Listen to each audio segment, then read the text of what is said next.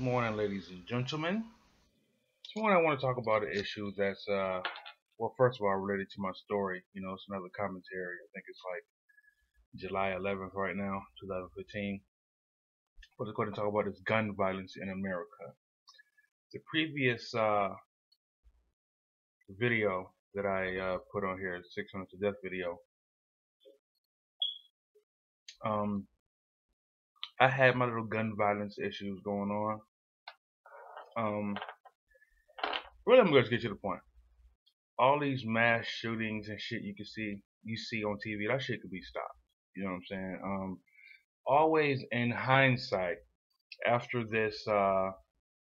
after these shootings happen, you hear interviews with the close family members and their friends who said they seen all these warning signs, but they did nothing about it at all, which is straight bullshit. You know what I'm saying? Um, in my video, if you've been watching, um, I was gonna go out and do some shit. And let me tell you why. The mindset that I was in, I joined the army, I got hurt, and then I just got the army's ass to kiss after that. And I was back home in Rochester. This is July 2010.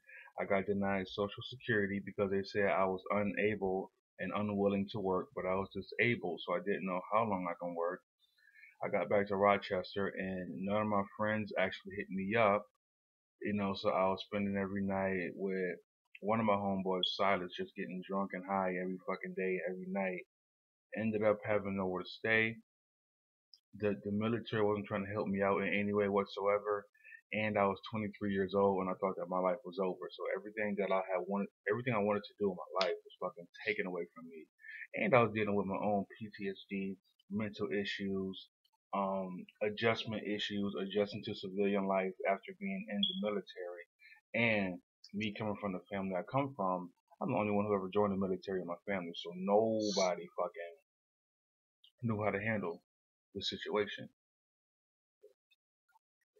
So I had a gun, and I was like, shit, I'm about to get it in. I was a fucking Cav Scout in the army. My whole job was reconnaissance. Kicking down doors, doing this, doing that.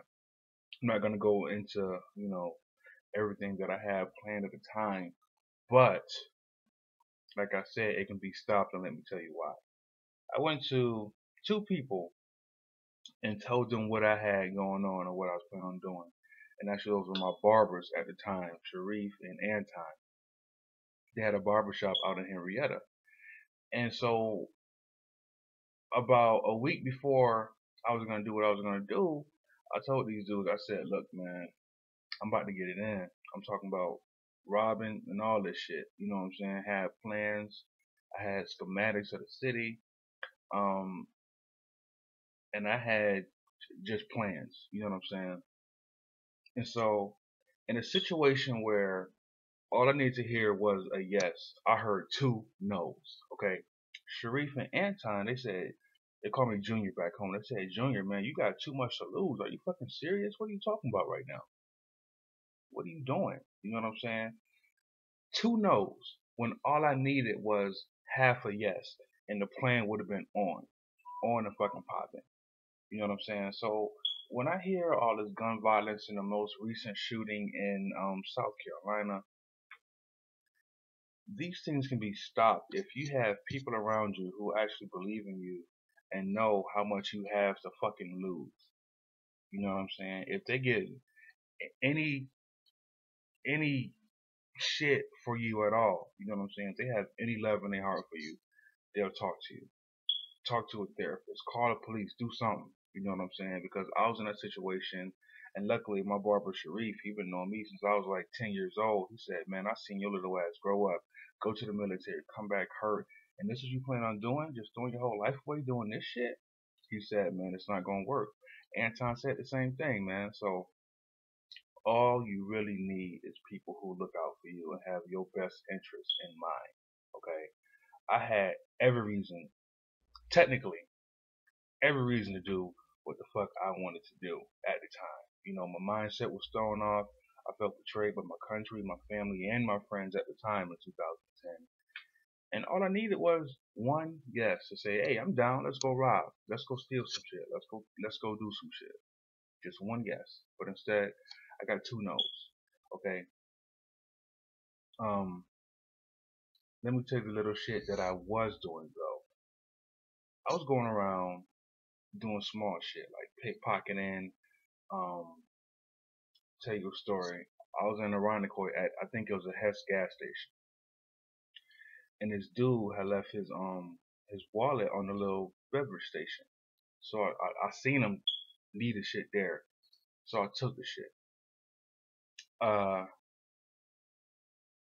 got my little gas or whatever, and I was with Silas at the time. So I went through the dude's wallet with Silas, and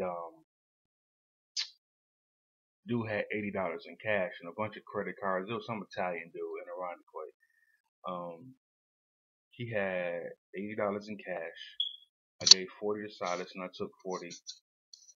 And I was like, man, this dude got credit cards and shit. Let's go, let's go have a good time with these credit cards. But as I kept going through his wallet, he had pictures of his family and all this shit. And then that's when, it's almost like that Eminem song, Guilty Conscience. My conscience came into play. And I said, man, what are you doing, dog? Like, you took an oath to protect these people in the military. And here you are stealing from them, robbing them, planning to kill them. The same people you protected when you was in Iraq. That makes you a fucking terrorist yourself. And I had this conversation with myself, and it was nothing that Silas could understand. It was just something that was within me. Like, man, I just put my head down, I flipped the bitch real quick, and I drove back to the gas station, and I told the cashier, like, yo, I found this wallet outside, and he was like, oh man, this dude's been calling me 100 times looking for this wallet, yada yada yada yada yada. And I said, well, I just found it outside, and I just sped off real quick, me and Silas. So, with me having a conscience and knowing the shit was wrong that I was planning to do, but wanting to do it anyway, hearing my two good friends, Sharif and Anton, talk to me, and then getting turned around in church, going to C3, which is the best church in Rochester, Pastor Marlo Washington, you know, my life got saved there also in church. You know what I'm saying? The church family became like my real family. You know what I'm saying? So I'll say with my two friends, Sharif, Anton, Pastor Marlo, and God, man, my life got turned around, and I didn't go through with any of the plans that I had at the time. You know what I'm saying? But I'm gonna end this video. That's my thought on the gun violence in America and all this bullshit. You know what I'm saying? It could be stopped. If you have one of these friends who is kind of cuckoo and they got access to guns, or their parents give them a gun at the age of 13 and all this crazy bullshit you hearing about, stop them. Have a talk with them. Be like, yo, you got too much to lose, and killing people isn't going to solve any of your problems. It's really not. It's really not. But there's one person. That's my 2 cents on it, and I'm out.